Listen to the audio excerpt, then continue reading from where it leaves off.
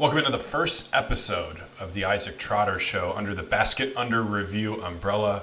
So excited to get this going. The first episode is going to be a banger. We had Jim Root on from the Three-Man Weave. We're talking about the top 10 offenses that we think will be in play in college basketball. Just got into the weeds, just two nerds talking basketball, and it was so much fun. Hope you guys enjoy. We are sponsored by Home Field Apparel. Comfortable sweatshirts, I got a couple of them, hats, sick blazers, tons of schools. It basically has everything and anything that you'd want from an apparel brand. Again, like I said, just it's incredibly comfortable to wear. And I feel like every year when my mother-in-law asks for what I want on my Christmas list, it's usually something from Home Field Apparel. So great to be sponsored by them. Looking forward to working with them over the next few months.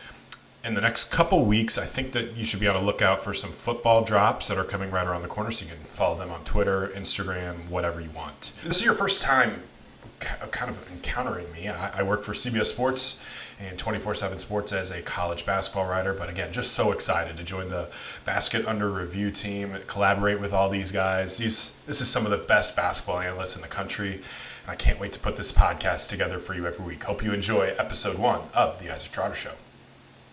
The previous basket is under review.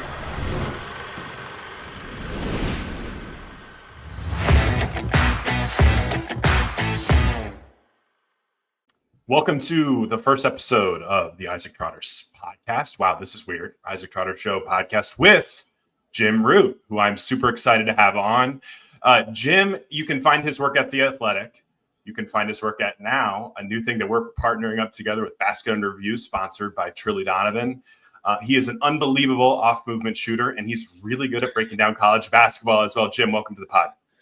Wow, I love that intro. I'm not sure I deserve that off-movement shooter stuff anymore. I realized last night I haven't touched a basketball in a couple of months. I need to get back in the gym, get some shots up, but I'm pumped to talk some hoops with you, Isaac. I'm extremely excited about Basket Under Review and everything it's going to do for college hoops. So without further ado, man, episode number 1, here we go. I'll forever put that on my resume.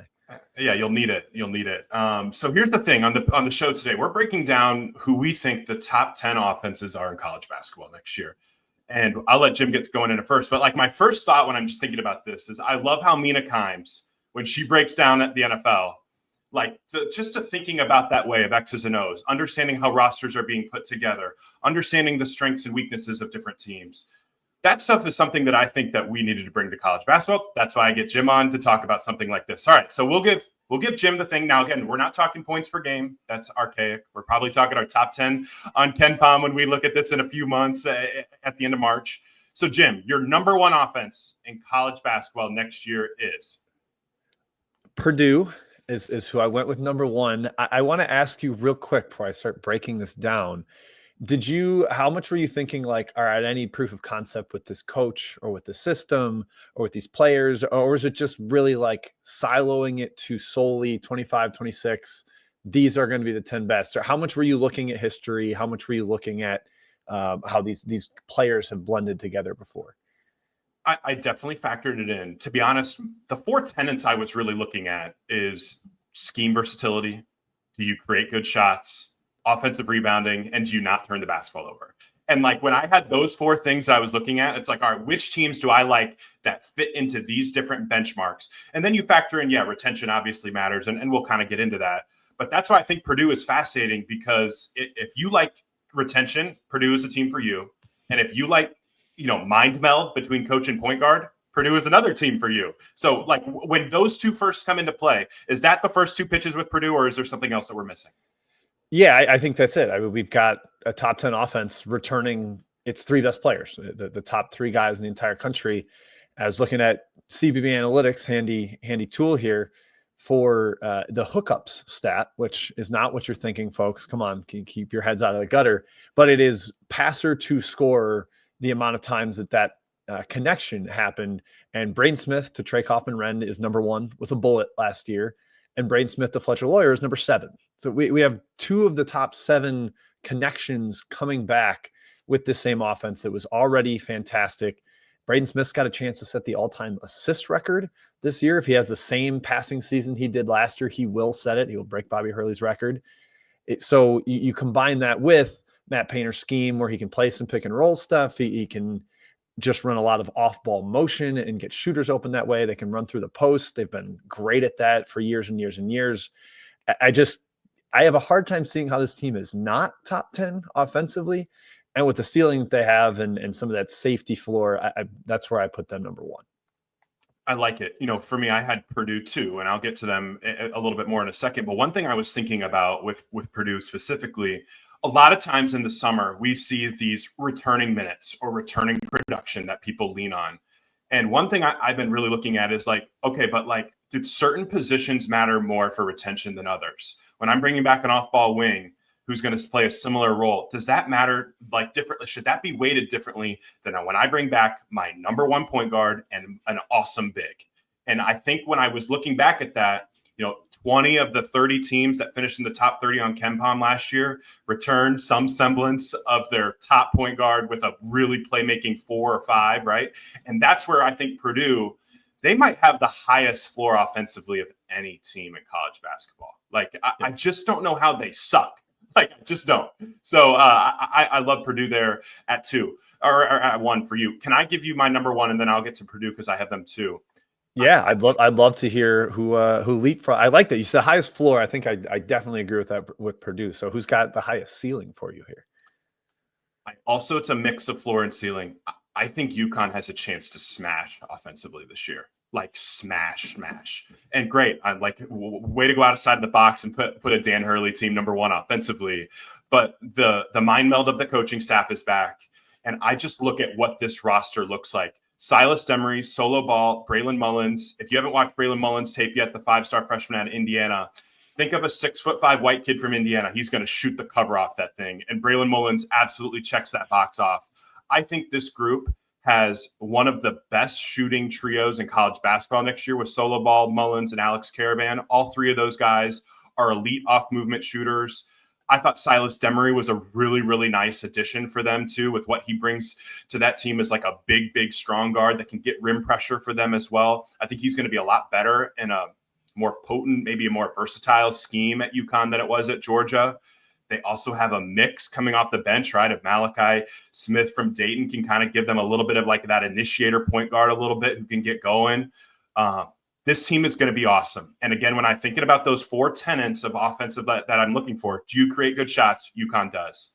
Do you get offensive rebounds? I think Terrace Reed is going to be one of the elite offensive rebounders in college basketball this year.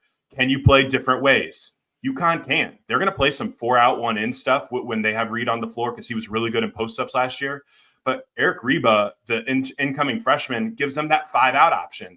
And every good offense, I think, right now in college basketball is starting to shape where you got to have a 5-out option as well. So just the depth of this team, I didn't even bring up Jalen Stewart, who I think has NBA upside potentially as that big 3-4 combo wing forward who can shoot it a little bit. They have a chance to be really, really terrific offensively. And I just think the quality of shot that they can create on a night-to-night basis is going to be really high level. Yeah, it's absurd. You mentioned the mind meld with the coaches. The fact that they've had what we call no brain drain on the staff, despite winning back-to-back titles and last year kind of giving Florida everything they can handle in the second round. This is almost certainly a top 10 offense last year if McNeely doesn't get hurt and he missed some time. And I think it kind of affected his shooting when he came back. He didn't have the same lift. McNeely is every bit the shooter that Braylon Mullins was, and McNeely shot 32% from 3. I think a lot of that was the ankle injury. Mullins, I think, is going to be just fine. He's going to be asked to play more of a complementary role. And you take out some harmful offensive minutes from Aiden Mahaney last year that really were not beneficial. He never found his flow in the system. And yeah, you mentioned all the pieces. No staff deploys guys better offensively than UConn, where, all right, you are awesome at getting downhill to your right. Well, we're going to get you off pin downs or dribble handoffs where you catch the ball on the move going to your right and we'll give you a chance to finish that way. They are so well crafted in that. And yeah, I'm glad you mentioned Reed too, with the offensive rebounding. Number 2 in the country in offensive rebound rate last year. Maybe that drops a little if he's playing bigger minutes and the effort can't be all there all the time, but I know he's going to be all over the glass. And I also think there's some upside with Caravan had a long shooting slump last year. That guy's probably going back up closer to 40% from three this year. I also had UConn in my top 10. I had them fifth, and I feel very good about them being a top 10 offense. Yeah, they're just not going to stink. I think they just do too many things well. And then we didn't even bring up some of the depth options there. Like Jaden Ross is a really interesting guy that's stayed in the system. Now this will be year 3 for him. Jacob Furphy is a guy that a lot of people really like. But he looks good at FIBA. Furphy, he's a gamer. Totally. And I don't think we can underestimate or overstate just how big of an upgrade the point guard play is going to be this year. Because you brought up obviously Aiden Mahaney. I did not like a lot of the minutes last year from Hassan Diarra. I didn't. And I think that like getting a Demery and getting Malachi Smith in there together really transforms, I think, that point guard room and should make everything easier, right? Caravan's quality of shot wasn't great. You know, I didn't think he moved great. In hindsight, the All-American buzz with him was crazy. Because again, it's like, that's like the frustrating part for me, I think, in some of the preseason stuff. It's like, we automatically take this guy who had a 17% usage rate and mean that he's going to be exactly as efficient as he was at a 24% usage rate and obviously going to be an All-American. That's just not how basketball works. And Caravan is best suited in a complementary role, which he'll get to play this year. There's a team we're going to get to, I think we'll probably both have in the top 10, that has a player identical to this that's getting similar hype that I'm excited to make that comparison and see what you think. Love that. All right, so 2 for me, I spoiled it again, was Purdue. Like you talked about, Jim, like I wanted to say one thing here. That 15 assist game that Braden Smith had against Houston should just be put in the Basketball Hall of Fame by itself. That you have to be 18 years or older to be watching something like that. That was unbelievable what he was able to do to one of the best defenses in college basketball. The one thing I'd add with them, I think their offensive rebounding is going to be a whole lot better this year with Trey Coffin-Renn, Oscar Clough, and Daniel Jacobson. You can kind of rotate those guys. We'll see how much they can all play together. I think they're going to play a lot of 2 big lineups. That makes the most sense for me.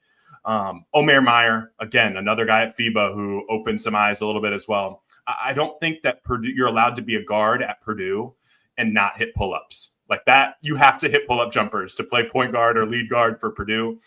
And like you talked about, just the Braden Smith, Trey Coffin-Renn 2-man game is terrific. Is there any flaws that we're missing with Purdue early? I think the one I would point to is like, could they be overwhelmed by that elite level athleticism?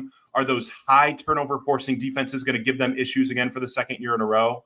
But outside of that, I feel like they're going to create a lot of great shots. Yeah, and I think some people are maybe curious about, how are you going to play Coffin-Renn with another big? Is the spacing going to work? I mean, they played a lot of minutes with Coffin-Renn and First together, and the offense was fine. And if you're upgrading from finishing from First to Clough or 7'3" Jacobson, he's a little soft, but Clough especially is just fantastic as a finisher and offensive rebounder. I think that really helps. And as much as I wanted to love Miles Colvin, he was the least efficient offensive player on the team last year. And when he was out there, he's a very willing shooter, but not quite as proficient as you would like to see.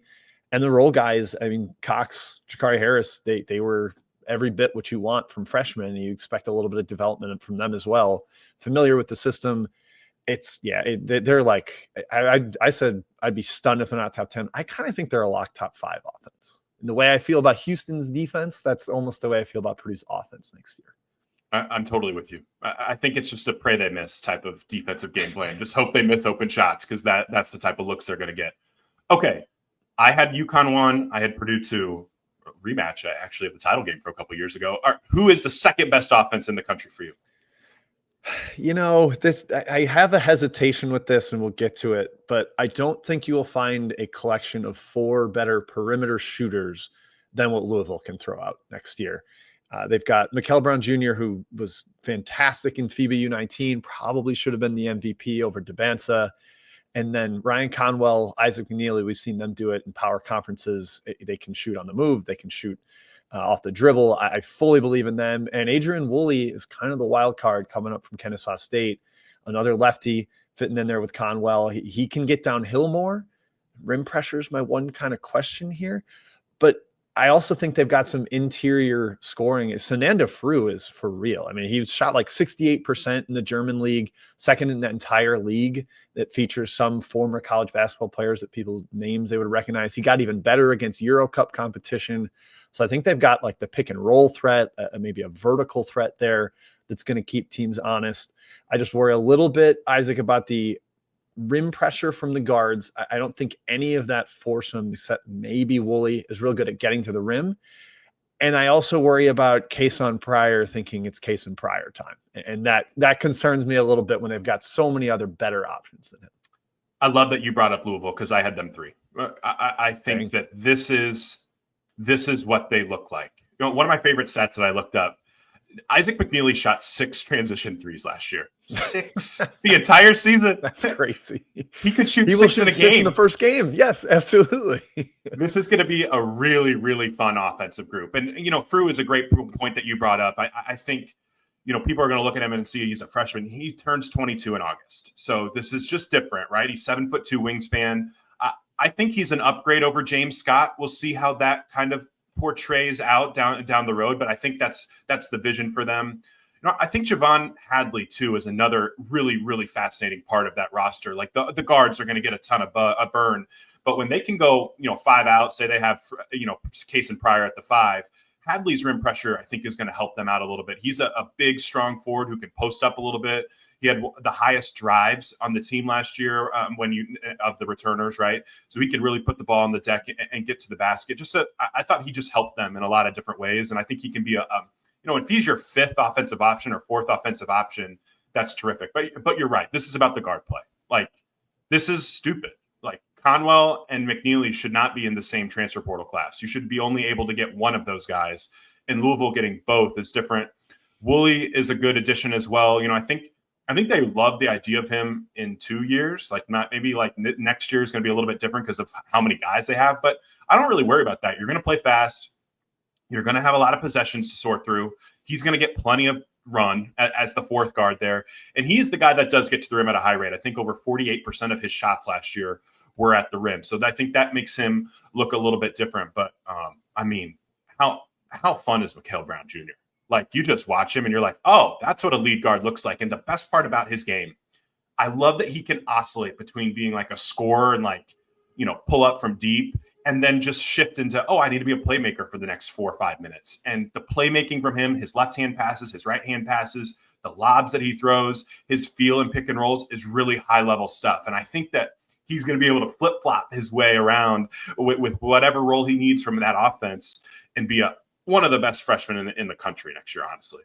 Yeah, I kind of was coolish on him a little watching some of the high school stuff because he's thin, and I think physicality could bother him if teams are going to throw bigger wings at him, which they probably can. If you got a smaller guard, you can throw him on Conwell or McNeely, chasing them around screens. But he kind of met every challenge in FIBA and some of their biggest games, like the Canada game where they were right with U.S. all the way. He had 20 points, 8 assists. He just did exactly what you said with the alternate between scorer, creator, figure out how to make the right play. So, yeah, I mean, I guess if I'm like nitpicking him, it's, can he finish at the rim over size against a big man? But he doesn't need to for this to be a top 10 offense because they've got so many other strengths, so much shooting. They probably will lead the country in threes made. Maybe that's too strong a statement. I need to look at it a little more, some of the mid-major teams. But like McNeely made over 100 threes, like you said, taking no transition threes, playing at the 361st pace. He's going to take 300 threes and probably make 130 of them at least. Yeah, he's going to be awesome. And Conwell again, too. I think Conwell has more in his bag than he's shown at times. I thought he got to the rim a little bit more than I thought he would at that Big East competition last year. The floater game that he's added to his game as well, playing more on the ball should help them too. Yeah, that team's awesome. And then Ali Khalifa, we haven't even brought him up too. Yeah. Again, it's just like, here's another 5-out option. And I think that's like the trend from the NBA that's trickling down to college basketball is that like the best offenses are going to probably have some semblance of a 5-out offense that they like, and they have that optionality. And I think that Khalifa's playmaking, top of the key, and also thin king now. He looks great. He's lost a lot of weight. So like, yeah, he's been doing the cardio as well, keeping the diet under control. So I think he can help this team. I don't think they need him to be a starter, and I think that's a good thing because some of the defensive flaws were fully on display at BYU a couple years ago. But I think he just gives them another different asset. Yeah, for me to have them third in offense this year and have them be a team that we think could potentially lead the league in threes, like there's a world where they're the best offense in college basketball next year. Like, yeah, I can't. I almost forgot about Khalifa, and he's probably the best passing big man in the country. Like you put him at the top out of handoffs, he's going to hit every back door. He'll hit every skip pass for a shooter that's open on a flare. Like he's just the perfect 15-minute a game wrinkle you can throw in there, and a very different player from Pryor or Frew. So yeah, just a fun guy to have. Optionality. All right, who do you have at number 3? Number 3, I struggled with who to go with here. I'll say the team that I think is super high floor, and we'll also get to the comparison that I was hinting at earlier when we were talking Alex Karaban. Florida.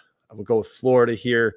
You mentioned the offensive rebounding as one of the tenets you're looking at, and man, there's maybe no better team next year than Florida with the front line that they have. 4 guys they can throw at you with Hauk, Condon, Chinyalu, and Handlogton.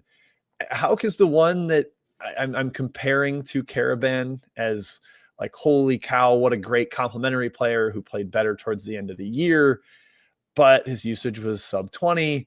They had almost identical offensive ratings, Karaban and Hauk, as sophomores for a title-winning team, but he doesn't really have to scale up. That's kind of nice. It's not like he lost all his teammates. They did lose their guards, and the shot making is my question mark for this offense being as elite as it was last year, because Clayton and Elijah Martin and Richard were incredible, but the floor is so incredibly high with the amount of offensive rebounds they'll get, and the way their bigs will seal and screen off to get Fland and Xavier Lee open layups driving to the hoop.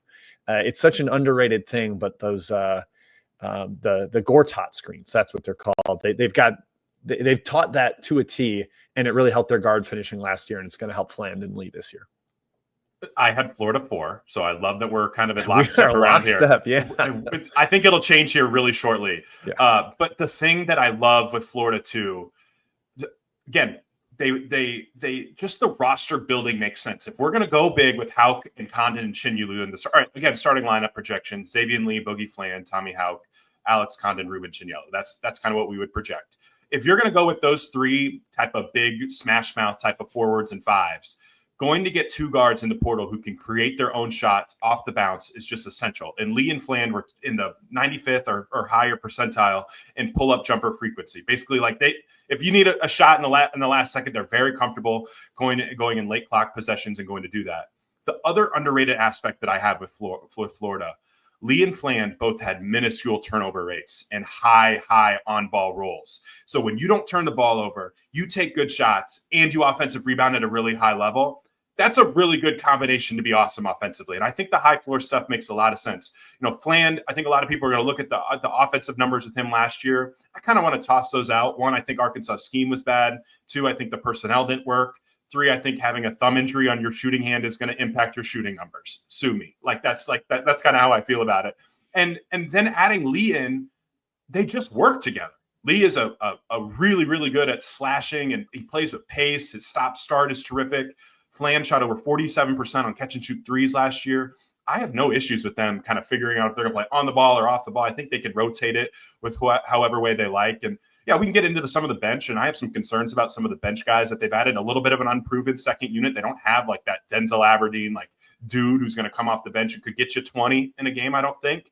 But just the combination of getting 2 guards like this paired with what they have coming back, it just makes a lot of sense. And I love this staff, even though they've lost a couple guys. If we're going to say staff continuity works for other coaches, we have to bring up that Florida's lost a couple staffers from a national championship winning coaching staff. But I still love the staff, and I think that they're going to maximize their roster to a highest potential. Yeah, last offseason, we were wondering if they have a point guard who's going to play point guard. Now it's which one is going to play point guard. And I think that vision and that passing will be seen on the court, and the amount of open looks and drop-off passes they get for their bigs. And when the bigs run the floor as they do, you get some easy hit-ahead passes to the guys running the lane. That's going to be a benefit of that. I did also have that written down. Kevin Hovde is more the offensive mind that went to Columbia. Andrzejczyk, the defensive coordinators at Campbell. But yeah, Hovde drew up some really good stuff. I mean, they ran like the same play 7 times in a row against UConn down the stretch to get Walter Clayton open jumpers. And you're not going to have that gear where he's just going to hit some crazy step back threes and elevate you down the stretch. But over the course of a season, I just think like the steamrolling effect that front line is going to have, the guards being shot makers and shot creators, And I think there's enough bites at the apple on the bench. I'm with you that I don't know who it's going to be, whether it's either of the two freshmen or AJ Brown coming from Ohio or Klavjar stepping up a little bit after getting some role minutes last year. There's just enough possibilities there that I think they find the right piece or two that they need. Also, I would be remiss if I didn't bring up the two-man game between Condon and Houck is awesome. The mind meld between those two guys, the give and goes. I love bigs who can pass. Florida has them. And yeah, I think mentioning just the freshman here, if you haven't dug into the freshman class yet, that's okay. CJ Ingram, 6'6", freak show athlete, going to be really, really good defensively. I think he'd be my Elijah Martin type of replacement defensively. That's the type of vision I think that they might have for him. But then, yeah, AJ Brown. I mean, you catch Alex Lloyd on the right night, another incoming freshman. Oh, baby, he is another guard from Florida who hits pull-up jumpers at a really, really high level. That's Alex Lloyd's game. So again, one of the most talented rosters in college basketball. 6 pros on this team, maybe 6 guys who could potentially play in the NBA. That's the recipe to be a really, really good offense in 2025-26. Okay, so if we're talking mind melds, you know who Tommy Houck's high school point guard was? Xavier Lee. That's right. There you go. Love that. All right. So we've had a lot of correlation here with the top 4. Or no, you have to give your 4th, and then we'll see kind of how we go. So number 4 offense for you. I'm between 2, which one I should give here. I'll go with the one I listed first, just to stick to the order of my document. BYU is who I went with here. They were a top 10 offense last year that loses its kind of least efficient player. Demon was a great passer, but he couldn't shoot. They've got the offensive rebound with Keba Keita. He's going to be all over the glass, even in a slightly bigger minutes role. They've got tons of shooting. Richie Saunders doesn't miss. I don't know why he just flipped that switch last year, but he should have done it earlier. You got a couple more shooters to go with him, Kennard Davis, Dawson Baker. My biggest question is if Debanza is going to take too many tough shots outside of the offense. And this kind of couples with a little bit of my skepticism of him versus Boozer versus Peterson as the top freshman next year. But I think he will offset that with something that we saw a ton in FIBA, is he just lived at the free throw line. Like tons of trips to the charity stripe where he's going to knock them down. Those are really high value possessions. I think he will get a lot of those. And so that combined with the rebounding and the shooting, I'm willing to ride with BYU. I love that. I have BYU a little bit later, so I'm going to save some of my thoughts on them. Okay. The team that I had here at number 5 for me is Kentucky. And I think that it's fascinating to see kind of what Mark Pope has built, because I don't know how you feel. I look at Kentucky's roster last year and I look at Kentucky's roster this year, and they're just wildly different to me. Like they don't even look remotely close to the same. Last year's team was a lot of like floor spacers. They needed kind of the system to create shots for them, it felt like. There were times I can't remember, I think it was the Ole Miss game where we had like a look into side of Chris Beard's huddle, and he was like, they can't score in the half court. They can only score in transition. So find them in transition and we'll stop them. This year's offense and this year's team, I think, has a chance to be nasty because they're just different and way more talented. And there's way more guys on this roster who can go create something out of nothing. Jalen Lowe. Here's my projected starting lineup. I would go with Jalen Lowe at the 1, Otega Owe at the 2, Denzel Aberdeen at the 2, 3, whatever that means. Mo Diabate at the 4, and then Brandon Garrison would probably be my starting lineup or starting projected center right now. We'll see kind of how that coalesces as the season goes. Kentucky is very deep. Being deep doesn't necessarily guarantee you win basketball games, but I love the optionality that this staff has in its control. I think that they're going to be able to do a lot of different things well. I think that they're going to be terrific in transition because Mo Diabate, the transfer out of Alabama, can really grab it and go. Otega Owe can grab it and go. Denzel Aberdeen, grab it and go. Lowe, grab it and go. Like they're going to play with a lot more pace. And that's the thing. Like if you're going to buy into Kentucky this year, it's that this system elevates guys that have honestly struggled at other spots. And Lowe was not very good last year at Pitt. But I think that he's going to take higher quality shots at Kentucky. I think they're going to play with way more pace. His playmaking is going to be, just fully ramped up in this type of scheme because, some of the guys they bring off the bench too. Jasper Johnson, I think, is going to fill it up as a shooter. I think Malachi Moreno's really, really good. Jelic, the kid from Croatia that they're bringing over, I think will help them. And if Jaden Quaintons can get healthy too, that's just another super high upside team. So I just feel like this offense is going to be able to beat you in a lot of different ways because they look so much different and they have way more guys that can just go get you one. I agree with that tenet of having more individual offensive creators. Last year's kind of, if Owe can't get you a bucket late, you're screwed. Yeah. The reason I did not have them top 10, or twofold, I guess, is Pope is accustomed to having a ton of shooting. And this roster's a little limited on that, unless Cam Williams from Tulane is really good and Jalen Lowe kind of finds it. But like that starting lineup you mentioned, there's not a lot of threats that I'm scared of from deep. And the one other concern is he's very frequently had an awesome big man passer that he plays through, that kind of 5-out Amari Williams at the top of the key, Ali Khalifa at the top of the key. Maybe that's Garrison. He flashed that a little bit last year, and it's a second year in the system.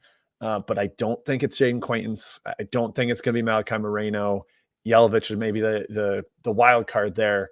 But I think he's got to kind of switch gears a little bit, and it could be a team that suddenly swings to the strength being defense. If you've got Quaintance, Aberdeen, Owe, and Diabate on the floor together, how do you score on that lineup? That's I kind of think Kentucky maybe tilts a little more towards balanced or even defense first this year. And that's kind of part of the calculus that I'm thinking about as well. This roster screams very switchable defensively, which when we saw that last year with Duke, when you can switch everything at a high level like that, that's forcing a lot of contested jumpers, which basically just fuels transition. Yep. And I think that's if Kentucky ends up with a top 10 offense, it's because you go on synergy and they're one of the elite transition offenses in college basketball next year. So that's right with that. Yep. Fully agree. That's where I have them there. All right. Who's up next for you? I went with Gonzaga, and I have some questions about them, but I think the floor is really high with Huff and EK. Those guys are going to score efficiently in the paint. They've done it for years. And, the guard play, we'll see. You're gambling on the point guards. Braden Smith having sat out a year. Mario St-Superi, Super Mario. Is he going to be as fun coming over as I think he's going to be? And the clincher for me is that Few has been in the top 6 of Ken Palm's adjusted offenses for 7 straight years. The average rank over the last 11 is 6.8. I just kind of trust him to make it work. He's sort of cracked the code with heavy transition with bigs that can run. I think Diane is going to be pretty useful off the bench after flashing a little bit towards the end of last season. So they've got some big man depth. They just get easy baskets, and they rack up a high 2-point percentage every year. A little bit of that is WCC competition. I'll own up to that, but they play a tough non-conference schedule every year, and they still end up in this lofty ranking. Just questioning about shooting on the wing. Innocenti, Grant Foster. We'll see if Adam Miller can keep up his numbers. But I just think the way they're going to bludgeon the paint and play in transition, similar to what you said about Kentucky, with Mark Few to go along with it, is enough to keep Gonzaga in the top 10. Well, we skittered off and had little differences for a minute, and now we're right back together. We just brought right back together because I'm totally with you on Gonzaga. I think the thing that I love with them is I think Tyon Grant Foster's going to be a little bit like Khalif Battle, where they rein him in a little bit and then unleash him in these spurts. And I think that's going to be a little bit better for him than like the times at Grand Canyon where it felt like, hey, TGF time, like dribble, take a pull up, try to get a free throw, like stuff like that. I think that they're going to use him in better spots at Gonzaga. Now, granted, he has to get eligible. That's still a real question there if he's going to be able to play with his clock. But I still have a hard time seeing that the NCAA is going to tell someone who had multiple heart issues like this that you're not allowed to play basketball anymore. That'd be pretty cruel. But a lot of headlines of have a heart NCAA that would really come out of that. I think the double big lineup too is something that you just have such a high floor when you have two bigs like this. And I think Huff last year was the best backup center in the country. He was terrific, even better than some of the Florida guys. And then EK is just a complete load. And it's funny you brought up Mario St-Superi. I pulled up his synergy a couple days ago, and one of the first plays I see of him is getting an outlet pass and immediately a push ahead pass. And I'm like, oh, that's going to work at Gonzaga, right? Like he just loves those push ahead dimes in transition. I think that's going to work at a really high level. And, I think Braden Smith, the transfer out of Colgate, just being in that system helps. Jalen Worley is another type of option that they've had that's been in the system for a little bit. So I think that should limit some of they haven't played, but they've been in practice. They understand the X's and O's. They understand the terminology. And this team's so old, so old. Smith is a senior. Adam Miller's 26. Tyon Grant Foster's 28. Braden Huff is a redshirt junior. EK is 30. Like they're old, like they're really, really old. And I think that they have a lot of different strengths that they'll be able to tap a ton of different buttons at a high level. And like you said, I really trust Mark Few. And, I think their offensive coordinator, Stephen Gentry, does a really good job. A lot of history with him dating back to other offenses that dude knows what he's doing with building offenses at a high level. Yep. Okay. So that 6 were the ones I felt confident about. And then 7 through 10, I was kind of playing with a couple of different names, trying to figure out what direction to go in. Do I want to be a little more, off the beaten path? I will go with Illinois next. And we just talked Stephen Gentry. What? Did you have Illinois top 10? I did. We were really similar on this one. A lot more similar than I thought. Yeah. Well, we'll see. We'll do honorable mention at the end and see how crazy we get. But yeah, you mentioned Gentry. Illinois, it was where I remember first identifying how good he was at drawing things up. He's not there anymore, but I love this offense with Ivisic as the trigger man. That's Tomislav Ivisic. Zvonimir's there too, and he's going to be more like play finisher as a shooter or a dunker. But I think the passing of Tomislav is so good. Last year, I was impressed by it every time I watched him. Some like touch passes as a short roll man or out of the post against a double team or at the top of the key triggering things. You give him a team that was almost top 10 in offense last year, despite Kylan Boswell shooting 20% from 3. Ben Hummerkaus barely getting above 30 compared to the clips he shot in the past. I think we see a little resurgence there. Underwood's done it twice. He's had 2 top 10 offenses before. I think Mihajlo Petrovic is going to be really fun as a passer. He's not quite as crazy as Super Mario at Gonzaga, but he averaged like 7 assists a game in the Adriatic League. I think this one comes down to Stojakovic. And can Andrei Stojakovic get into a system that has a little more structure, has a lot more offensive options around him, where he's been kind of inefficient at Stanford and Cal as the guy? If he links up with the Balkan boys here and figures things out, I think Illinois is going to be right there. Yeah, I had Illinois as well in this exact type of range. I think the thing that I keep thinking about with Illinois is I think this is the best shooting front court of college basketball next year. I think if you look at Bart Torvik, there are only 4 7-footers that made over 45 threes last year. 2 of them will play for Illinois next year. So they're going to have 40 minutes of like an elite stretch 5.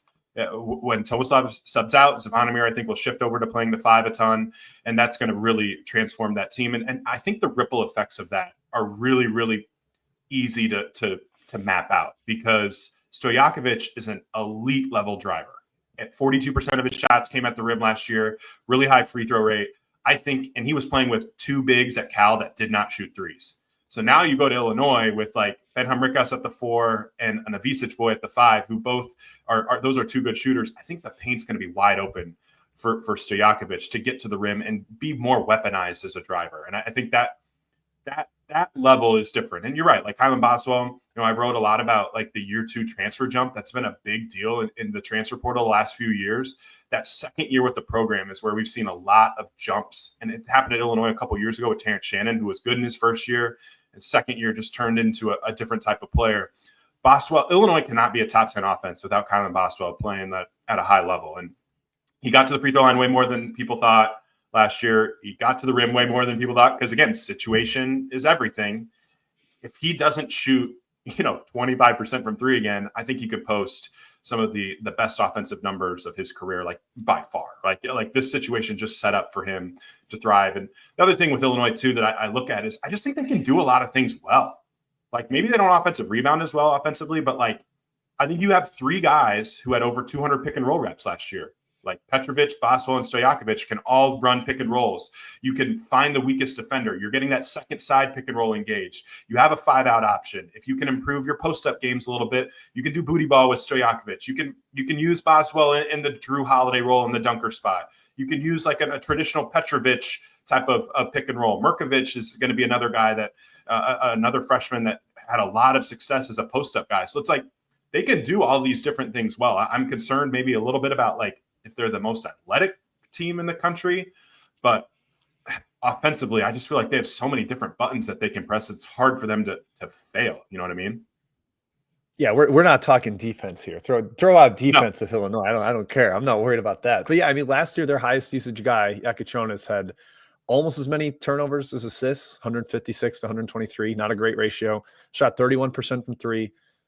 Boswell didn't make threes, and this team was still like right there on the cusp of being a top 10 offense. The offensive rebound and the role players were really good. And the spacing was great. I mean, Trey White was like never efficient. And he comes here, he's a great cutter, contributing on the offensive glass. It was kind of expected to maybe be the Ty Rodgers role, and it seems like he's unfortunately going to be out of commission for all or most of the year. But I think you can kind of fill that role more easily than an on-ball guy, which they have plenty of. And yeah, I trust Underwood and the amount of options that they have. And like, that's the thing. Stojakovic took so many tough shots at Cal. And I think that the quality of shot that he's going to get at Illinois is like a cutter, as like those, I can see him stepping into that Will Riley role where they do dribble handoffs with Ivisic, and Ivisic can just lob it to the rim. And Stojakovic is elevating over somebody for a layup, an uncontested layup, or one-on-one layup, beat one defender. So that type of stuff, I think really, really matters. All right. Can I give you my BYU stuff now? Because that's who I had up next. Yes. Interesting please team. do.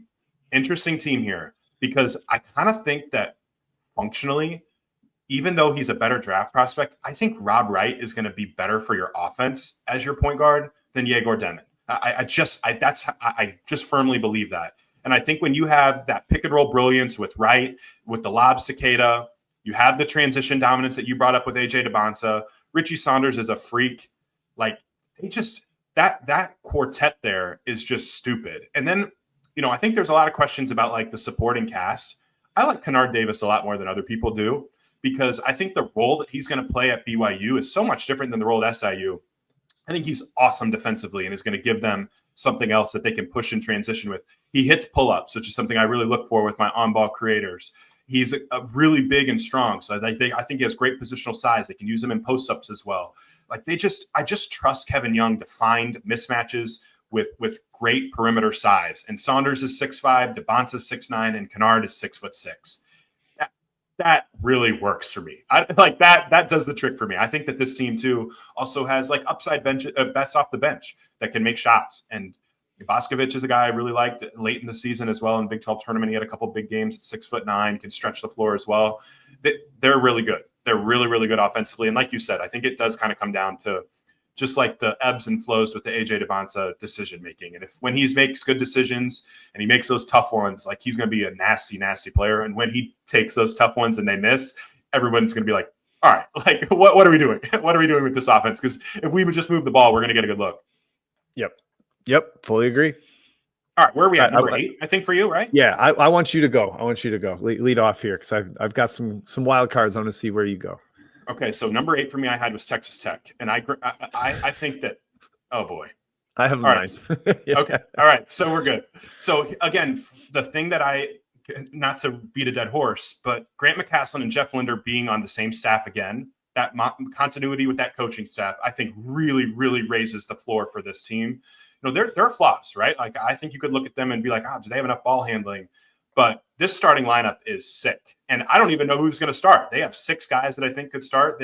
For me right now, I have Christian Anderson starting at the 1, Tyree Bryan at the 2, Lawan Watts at the 3, JT Toppin at the 4, and Luke Bamboy at the 5. Anderson Toppin pick and roll should smash. Anderson's pull-ups are unreal. Like the type of volume that he gets from just like 25, 26 feet is nasty. I think he's going to be awesome.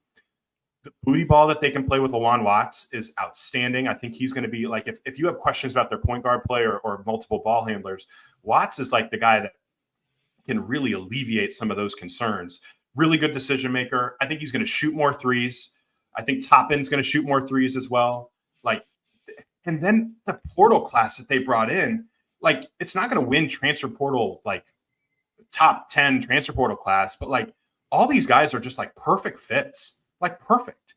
Tyree Bryan from Santa Clara, 6'5", 43% on his catch and shoots. He's automatic in transition. I think he's your Chance McMillian, Kerwin Walton type of replacement for those transition threes that were really good for them. Donovan Atwell from UNC Greensboro. He's not a 3-level scorer, but he's a 2-level scorer. He's really good from 3, really good on his pull-ups from the mid-range. Doesn't get to the rim very much at all, but I think you can do some really good stuff with him. And then I add in Toppin on top of all that. It's just like, good God, like this team has so many different outs. I trust the coaching staff and I love the talent. And so I think that this group offensively could put together like some really special nights, like really special nights offensively when they get rolling. Yeah, you can map it to last year so easily. A team that finished fifth in adjusted offensive efficiency. You fill in like, yes, Atwell can't get to the rim, but neither could Kerwin Walton. Like he can fill that role. Tyree Bryan's got a little more juice to his game the way that McMillan did.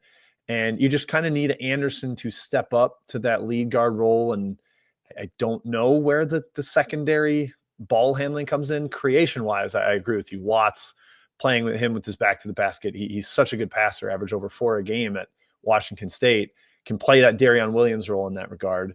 And Toppin gives you such a high floor. I mean, he uses so many possessions and uses them efficiently, lives on the offensive glass. You know you're going to get second shots with them. Those kick out open threes out of that. I trust that. I think Bamgoy is going to be really useful there. The question, like Ben Henschel, this saga of him, is he going to get into school? Is he not? Can he pass 8th grade, much less high school? That's the giant question mark with him. But he adds another element of like skill, shooting, creation that they would really benefit from offensively.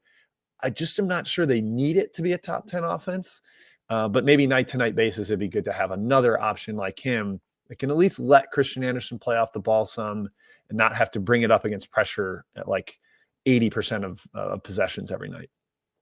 The thing with Henschel is if I knew for sure that he was playing next year, I'd have Texas Tech in my top 5. Like I think that I think this offense has like turbo smash type of levels that they could get to.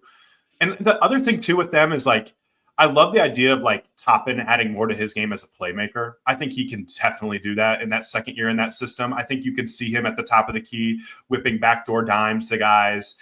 Like they can invert the floor so well. They're just smart. They just do things the right way. And I think that just gives them an extremely high floor. And one guy we haven't even talked about, Josiah Mosley, an interesting addition out of Villanova, really athletic. And I think he could give them another one of those just like, hey, come muck the floor up for us. Just fly around, be an athlete. We'll throw you lobs, get out in transition and run. Like all of those different things. Like I'm trying to think of who that big that they had Devin Cambridge. Like I think Mosley could be like their Devin Cambridge type of like athlete at the 4 that you kind of need a little bit to give you a change of pace in the Big 12. 12.4% offensive rebound rate last year is like a 3-4. Like you throw that into this mix and the amount of second shots he'll add. I love that addition. Yeah, I think he's going to be really nice. And Bamboy, like, we'll talk defenses on another episode, but Bamboy, good God, what a fun player. Big upgrade over Fede Federico. And I like Fede Federico. I think he's a nice player. Okay, those are my 8. I have Texas Tech at 8. You have some wrinkles. You have some curveballs. I just know you got one in you. We'll see we'll see where this lands with you. And I'm actually thinking about just making a swerve while on air to keep things interesting. Do it. I will go with UCLA next, where Mick Cronin has never had a top 10 offense, but he's had number 11, number 12, and number 21 at UCLA. He's very capable of getting there, and those coincided with him having an awesome point guard with Tiger Campbell, a guy he really trusted and had a good mind meld with. We'll see if he can get there quickly with Donovan Dent. There's some stylistic friction between those two, where Dent is like one of the fastest players in the country, and Cronin never really plays super transition heavy. But I think Dent is going to be fantastic there. He's a great pull-up shooter out of pick and roll. He's got some of the best passing vision in the entire country. And you add that to Bilodeau, a great pick and pop partner, also a good post-up hub. Eric Daly's on-off stuff last year is like ludicrous. They were 123 O rating when he played, 20 or almost 20 points better per possession or per 100 with him on the floor than when he wasn't. He's back. He's just so skilled as a downhill lefty driver that can also shoot a little bit. And they've got shooting on the wing. Sky Clark was shockingly good for them, took his role and was really good in it. Trent Perry still carries a very good shooting reputation. And I like Jamar Brown, the big-time shooter they brought in from UMKC to be a role player on the wing.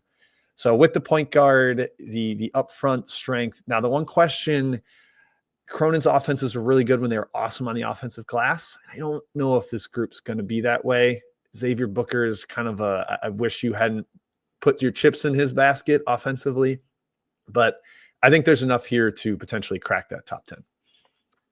I didn't have them in my top 10, but I certainly thought about it. They were on my honorable mention. A couple things I would add with them. I think Booker's shot quality is going to be fun. I think they're going to play him at the 5 a lot more. I think they're going to move Daly to the 3, Bilodeau to the 4. Booker at the 5, and or Xavier Booker pick and pop threes, I think will be there. There are times I think that he can be a really, really good shooter, but we just haven't seen it yet. One guy I'd keep an eye out on that UCLA team is Brandon Williams. I loved his minutes. He was a guy I was stunned 2 years ago. I was stunned when he redshirted and stayed. And so to keep him in that system and keep him around, he is the guy that I think it would improve the offensive rebounding as well. I think he figures in somewhere at the 4 at times when Billadau needs a blow. He's going to be a great backup 3-4. But I'm with you on Daly. Again, not to bring up the year 2 transfer thing again, but year 2 transfer with Eric Daly is going to be something nasty. Defensively is everything for him. If he can improve defensively, that means he gets to be allowed to play offense because he has no problems offensively. It's just the defensive mistakes would drive Mick Cronin absolutely nuts, and then he'd get yanked for it. So that's the big upside there. But I agree with you. They seem a little light in that front court. Little light. Yeah, there's not that bruiser go get rebounds like Steven Jamerson. I sort of liked at San Diego, but he was at San Diego, a 6-win team, and it's hard to get really excited for him, but maybe he fills the role. Yeah, I like that. All right, so for me, I'm at number 9, I believe. I have Duke, and this is fascinating because really this is about conjecture. We don't have like a ton of proof of concept with this current roster of like, we've seen these guys at a high level in the college game. But I look at Cam Boozer, and I view him very similarly to Paolo Banchero as a pass, dribble, shoot 4. And when Paolo was on the floor for Duke, that offense has as their main engine, that has a chance to be a really, really special thing. And I think Cam is going to come in and be awesome. I think he's 16-10 without trying, 16-9 type of impact. I've watched like 5 of his high school games in full. I'm not sure he plays bad ever. Like he just doesn't have a bad game. And I think that John Shire, Twitter might freak out about some of the John Shire at times. I think John Shire is a pretty good offensive coach. I think they did really good last year. Yes. Yeah. I thought they ran really good stuff. And they're a little bit like UConn where they use non-shooters in really smart ways to create space. And they use their 5s in the slot for dribble handoffs to open driving lanes on the other side. They're really good at that stuff. And I think that you can do some of that with Gongba and Malik Brown. I love that 5-man pairing there between those 2 guys. I think they both can pass. Brown, I think, will continue to add more to his jumper. Gongba is just a freak show, right? When he gets healthy, he can be a complete stud inside. You add in Boozer to that mix. But the backcourt is everything, right? Caleb Foster has to step up and be the type of player that we want. Isaiah Evans, we know what he's going to be as an off-movement type of shooter. And then Dame Sarr. I docked Duke down a little bit in my power rankings when they lost Cedric Howard, but replacing him with Sarr, I think there are the pieces there for Sarr to be really, really good. I don't view Sarr as like a star. I view him as like a Sion James type of like great role player. And I think when he is in that type of role, they're going to be really, really good. So again, really talent. This is a bet on talent. It's a bet on positional size. It's again another bet on this defense being very switchable, forcing a tough contested jumpers, and then getting out and running. And it's a bet on Caleb Foster being a lot better than what he was, because there's some questions about him if he's fast enough to create advantages off the bounce. The confidence has been a thing that's gone hit or miss at times. But if he can step back and start to become like the type of prospect that he was coming out of high school, and be just a ridiculous like number 2 option for this group as like a 12 to 13 points a game guy, in addition to what Boozer does at a high level, I think there's a lot of roadmaps for Duke to be really, really good offensively. Yeah, I was between Duke and another ACC team as my number 10 pick here. You mentioned Malik Brown, his passing. I think that's a real thing that unlocks some of the other guys. Nick Kamenia, the incoming like top 15 freshman, he played with USA and FIBA. He's a phenomenal shooter, like potentially top 3 to 5 shooter in the class. You stick him on the floor as a spacer around Boozer, that's your 4-5. It might not be perfect defensively, but it's switchable and it's got a lot of spacing and playmaking. I like the way that looks. The point guard spot is probably the biggest question with Foster, with Caden Boozer, who I actually kind of like. I've watched enough of the Knight Riders play together, and there's good chemistry with Cam and Caden. So I think as long as they continue to push and transition the way they did last year, like easily their shortest average possession length in Shire's 3 years, that is the big thing for me. Keep getting easy buckets, where, maybe they don't have the same level of perimeter playmaking as they did last year with Knipple and some of those guys. It can still work and still be top 10. And I think that they have enough smart connectors that want role players that want to be good role players. And again, I feel like I trust Shire's roster building. I feel like he kind of knows like his teams pretty well. And I think the fact that he didn't go in the portal and be like, we need to find our Mason Gillis and Sion James and Malik Brown like he did last year makes me feel like he knows something we don't about some of these incoming freshmen, that they're probably a little bit more ahead of the curve mentally. That's just my thought on it, but we'll see how that kind of plays out. That's Kamenia is the one. I don't know if this is a hot take. I think Kamenia is going to be better than Sarr next year. Sarr he's got some bad shooting numbers historically. Like he couldn't make free throws over like a 75 free throw sample in Europe. He's more like upside project to me, where Kamenia, I think, is going to be really, really good right away. Not that either one's going to be bad. Sarr's going to be bad. I kind of like the role that Kamenia can play. Yeah, I think, again, like I said with Sarr, I just think he's more that Sion James type of guy. I just think that's what he is. Like, he's going to be really good defensively. I think that he'll help them on that end. Yes, and just like that slashing, the tackle-on closeouts, like keep it simple for him offensively. And I think that will be best. All right. So I've done 9. Are you at 9 or are you at 10? I think you're at 10. I'm at 9. Well, it You're 9. Depends on if I count Duke or not. And they were kind of tied with my biggest wild card here. I'm curious if you even thought of them. Virginia is the team I wanted to include and discuss here.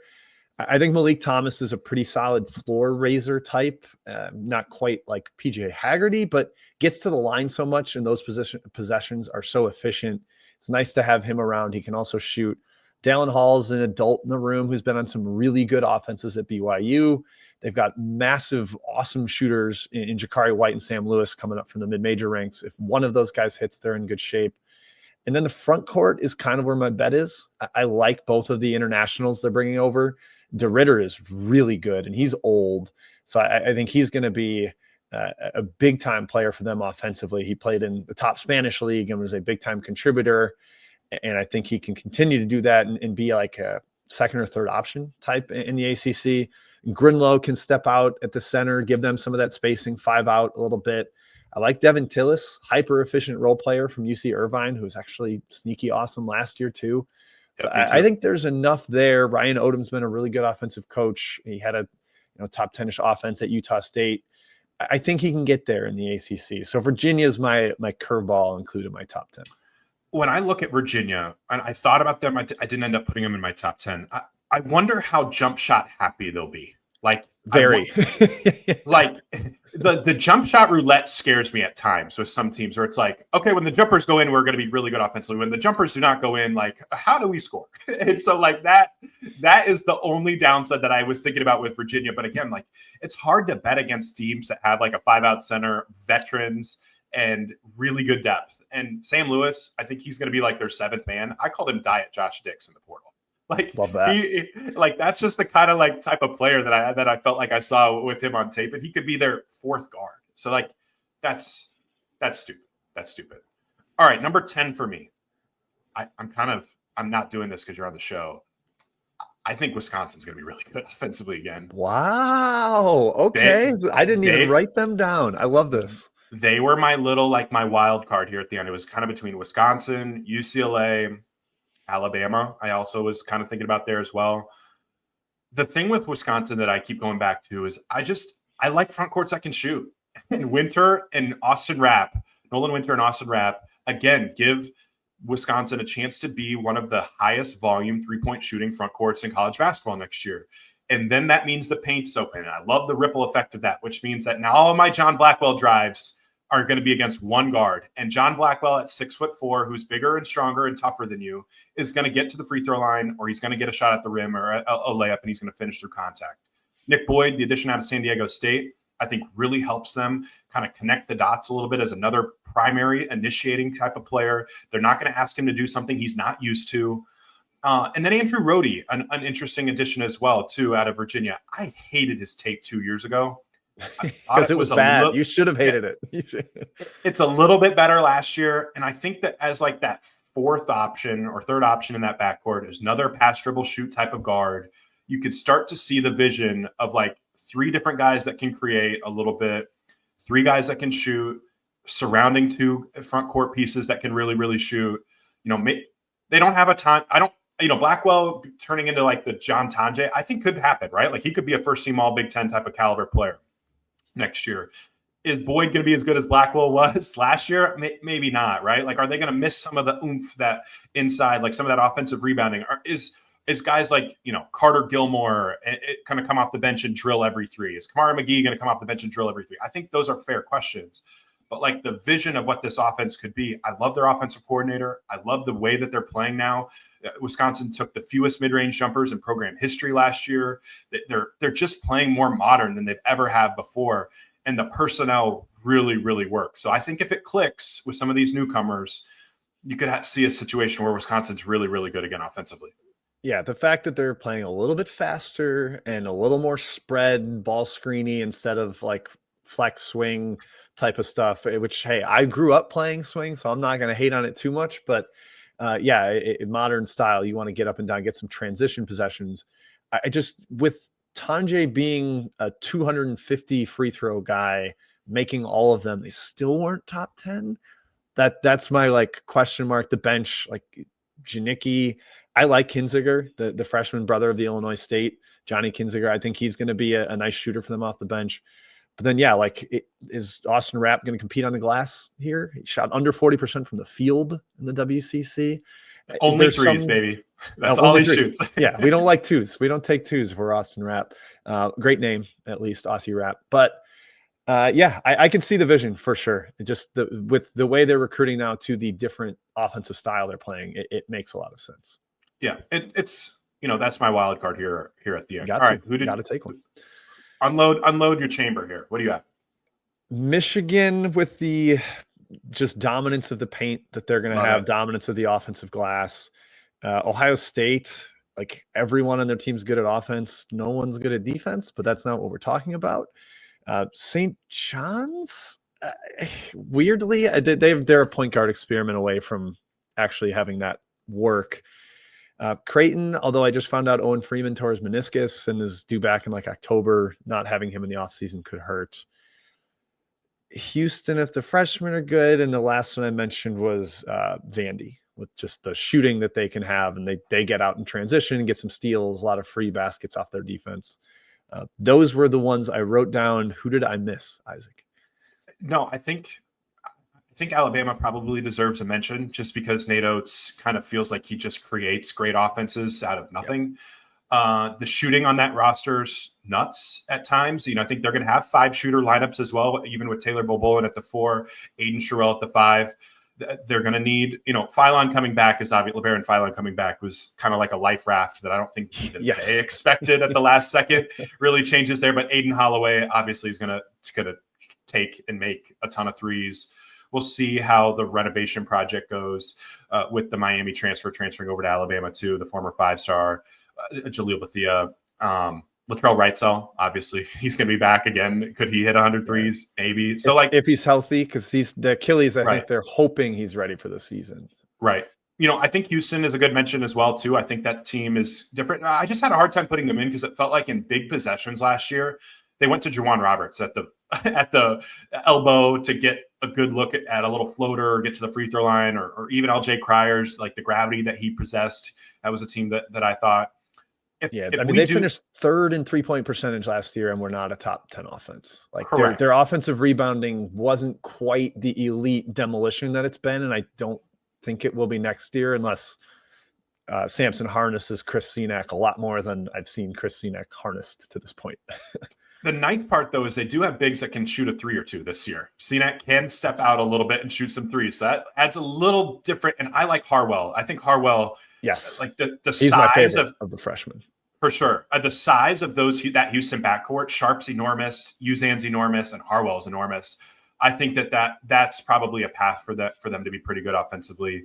I do think if we look back at this exercise and go, oh man, we missed on that team, I think it might be Michigan because the shooting, throw the shooting out. I think the transition game for Michigan is going to be insanely good. Yaxel and Elliot Cadeau in transition are nuts. They push the floor like crazy. I watched Christian Coleman's tape last year. He scored like 12 a game, and like 8 of those were on run-out dunks. I just think about that with Merez Johnson now. Like, run the floor hard and you will get dunks when you play with Yaxel Lendeborg. That's just the type of style you get. Offensive rebounding, rim dominance, Ade Mara, Trey McKinney, the drives from him. I think that can offset some of the shooting. But it's hard to put Michigan as a top 10 offense when you're like, wow, I mean, is Roddy Gale going to shoot 3 for 34 from Big Ten play from 3 again? Like, is Elliot Cadeau going to like not destroy our offense with horrible possessions? And those type of handicaps in that backcourt made me a little bit scared to put them in the top 10. Yep, that's what spooked me off as well. I just couldn't quite get there. And last year they had a dominant front line. They finished 43rd in offense. You got a great shooting season from Burnett. So, as good as Danny Wolf was passing and everything, they turned it over a ton. And Dusty May's had some teams be pretty loose with the ball, and that's kind of what got them good at FAUs when they figured that out. But I don't totally trust that Cadeau is going to be super secure with it either. I just think that Trey Donaldson wasn't very good last year at times. Like, Donaldson made shots. He was clutch. Yeah, he was clutch. He did. But like, he couldn't drive the ball. His drive rate was really low. He was having a hard it felt like there were times where like their offense was so Danny Wolf golden focused because they didn't trust their guards off the bounce to really create time. Like Trey was good. I should walk that back a little bit. I'm just saying that like I think there's a reason why Cadeau was such a target for them, because they didn't have a guard that could get into the paint at will last year, and now they do. And what does that have, the ripple effects on that offense? I guess we'll find out.